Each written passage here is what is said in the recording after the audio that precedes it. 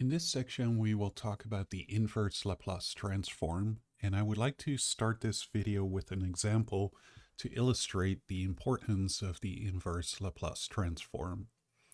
So we're considering the initial value problem y double prime minus y equals negative t with initial conditions y at 0 equals 0 and y prime at 0 equals 1. Now, we can take the Laplace transform on both sides of the equation. So we're going to take the Laplace transform on the left, and then we're going to take the Laplace transform on the right. Now, if we denote the Laplace transform of the function little y with capital Y, we get the following.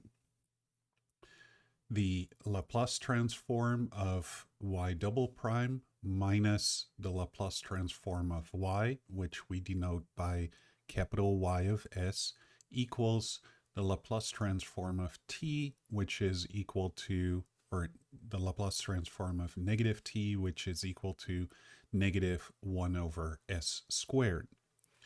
Now, by theorem 5, we know that the Laplace transform of the second derivative is s squared times the Laplace transform of y, which we denote by capital Y, so that's y of s, and then minus s times y at 0, and then minus y prime at 0. So here we can plug in our initial conditions, and we see that y at 0 equals 0 and y prime equals 1. So this simplifies to s squared times capital Y of s minus 1.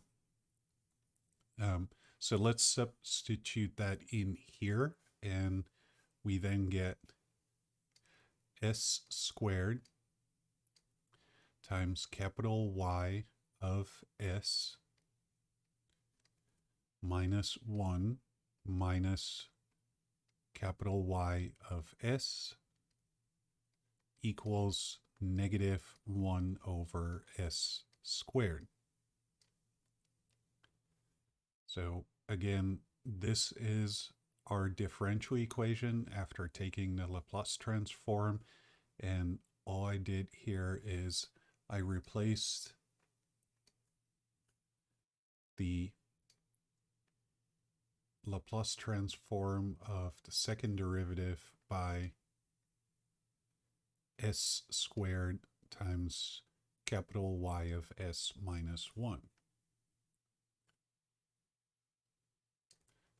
Now, this is an algebraic equation that we can solve for y. So let's do that up here. So this is equivalent with s squared minus 1 times capital Y of s. And then minus 1, we can bring that to the other side. So we have 1 minus 1 over s squared. And so now to get y, we divide both sides by s squared minus 1. So this is equal to 1 minus 1 over s squared, and then all of that over s squared minus 1. And we can simplify this fraction by multiplying the top and the bottom by s squared. And when I multiply or distribute the s squared here, I get s squared minus 1 in the numerator. And in the denominator, I'm not going to distribute the s squared there, because what I see is that I have a factor of s squared minus 1 in the denominator, and so these cancel out. And so the final answer is 1 over s squared. So that is the solution for capital Y of s, 1 over s squared. So we have our solution in t. We apply the Laplace transform on that, and then we want to, we get an answer for y of s, namely that is equal to 1 over s squared. And what we would like to be able to do is to apply an inverse Laplace transform that takes this function and transforms it back to a function of t. So we don't know much about this yet, but we do know from a table that the Laplace transform of just the function t is actually equal to 1 over s squared. So that means that the corresponding function here, when we apply the inverse Laplace transform, that should be t. Let me put that on the other side. So y of t should actually be equal to t. And now a question to ask is y of t equal to t a solution to the initial value problem?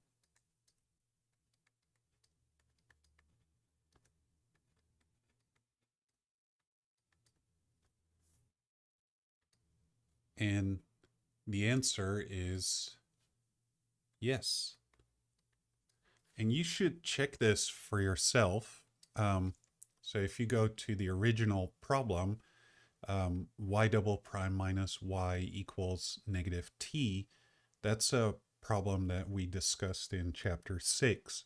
So you would find the homogeneous solution to this differential equation. You would find a particular solution using either variation of parameters, or you can use method of undetermined coefficients, or you can use annihilators. And then once you have the general solution, we can plug in the initial conditions, and then we have, we know all the coefficients of our solution. And it turns out when you do that, the final answer is the simple answer, y of t equals t. So what we did here is we solved this differential equation using algebra, right? After you apply the Laplace transform, we solve this algebraic equation. And so the final step that we need to take here is finding the inverse Laplace transform of expressions that you cannot just look up in a table. We kind of got lucky here that we can look up in a table that the Laplace transform of t is 1 over s squared. But in general, if you have an expression in s, how do you find the corresponding expression in t? So here's a start. The definition of the inverse Laplace transform. Given a function capital F of s is if there is a function f of t that is continuous on the left closed interval 0 to infinity and satisfies that the Laplace transform of little f equals capital F, then we say that little f of t is the inverse Laplace transform of capital F of s, and employ the notation f is the inverse Laplace of capital F. A theorem for the linearity of the inverse transform is as follows. So assume that the inverse Laplace transform of capital F, the inverse Laplace transform of F1, and the inverse Laplace transform of F2 exist and are continuous on the left closed interval from 0 to infinity, and let C be any constant. Then the Laplace inverse of F1 plus F2 is the Laplace inverse of F1 plus the Laplace inverse of F2. And the Laplace inverse of C times F is equal to C times the Laplace inverse of F.